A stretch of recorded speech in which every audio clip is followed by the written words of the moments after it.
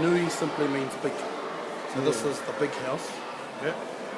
This house is called Hotu Nui. You can see up the top, and it's named after an ancestor from the west coast of New Zealand. The house was originally moved from the Coromandel, okay, and it's over 180 years old. Most of the carvings within the house, most of the weaving on the side, the ridge pole, all the poles that come down from the top to the sides are all originals.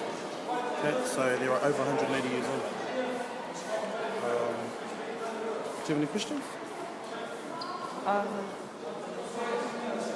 So it comes from Coromandel.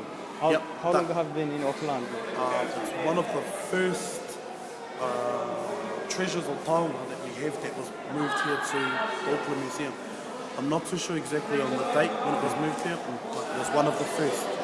Okay, this along with that house over there. It's all original. There are some carvings that have been restored, some that have been put in place of others. Any other questions?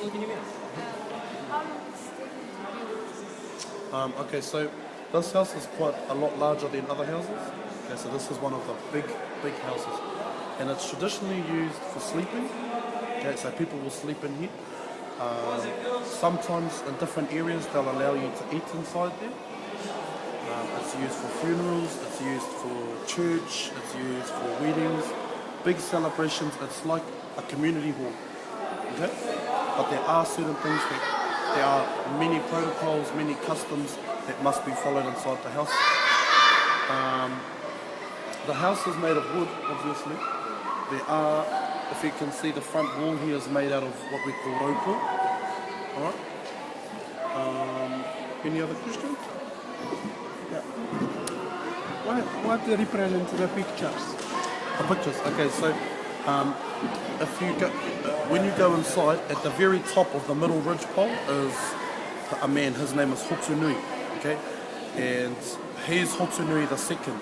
He's the descendant of Hotu Nui the first. Okay, they are all descendants of that man up there, Hotu Nui. Okay, so that's him up the top. And everybody that you see, all the carvings on the side, they are representations of his descendants, of his children, of his grandchildren, all of his family. So anybody who can trace their ancestry back to Hotu Nui would call this their family tree. Okay? So if they went inside, they could tell you every single carving and who they were, because they come directly from that line. And if you look over there, can you see those two busts, those statues there? Okay, that man over there is Te Wari Rawiri, and he is a grandson of Hotu Nui. Okay, so this is his family tree.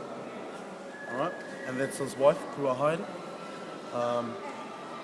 So they just represent family members, they represent ancestors. There is one in there, however, that represents a taniwha. I don't know if you know what a taniwha is. Yeah, some people call it a monster, but this taniwha is a guardian, a protector, and his name is Ureia, Ureia. Okay, and you can tell Ureia, you can tell which one he is because he's the only one that doesn't have legs. He has a tail. Okay? So Ureia lived in the water, and he would protect his people while they were out fishing. He would swim in different patterns to signal whether or not there were lots of fish. So if he swam from side to side, it meant there were lots of fish. If he swam up and down like that, it meant there were no fish. And if he swam around in circles, it was a sign of danger. Okay? So they all represent family members except for Ureia. He's their guardian.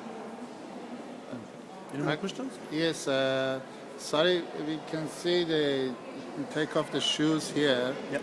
Is it traditional? It is very traditional. Māori, a lot of our customs are common sense. Okay, so we didn't do them just because. Māori, we didn't have shoes.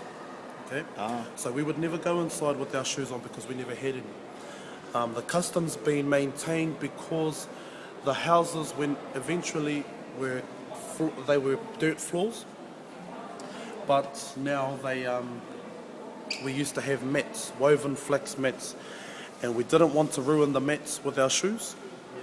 because of the grip on the shoes, because of the mud and all that stuff that would go on the shoes. So what we would do is leave them outside here and then walk in with our bare feet. But originally, the shoes are left inside. Traditionally, the shoes are left in this area here. Yes. And then you walk through the door. But because of the flooring, we keep the shoes out here. But it is a tradition, it's a custom. That's good. Yep. Thank you very much. Thank you very much. I have one question. Why they are blacks? Maori is a red color. Why are they sorry? Why they are Statue. blacks? The statues. The That's why.